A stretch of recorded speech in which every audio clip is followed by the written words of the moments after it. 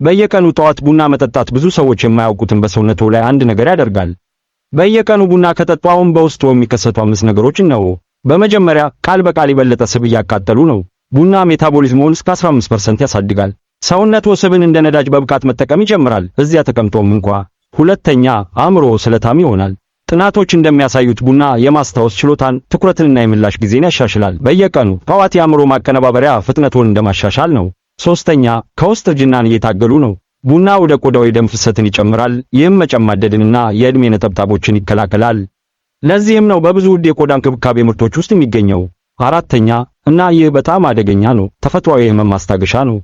ራስ ምታት አለቦት? ቡና በእውነቱ ህመምን ከአንዳንድ ያለማዘዣ መድኃኒቶች በተሻለ ሁኔታ ሊቀንስ ይችላል። ካፌን ወደ አንጎሎ የሚወስዱ የህመም ምልክቶችን ይከለክላል። አምስተኛ፣ ራስዎን ከካንሰር እየጠበቁ ነው። በየቀኑ ቡና የሚጠጡ ሰዎች የጉበት ካንሰርና ሌሎች በርካታ አይነቶች በከፍተኛ ሁኔታ ዝቅተኛ ናቸው። አንቲኦክሲደንቶች ቃል በቃል በሽታን ይዋጋሉ። በየቀኑ ስንት ኩባያ ይጠጣሉ? በአስተያየቶቹ ውስጥ ይንገሩኝ።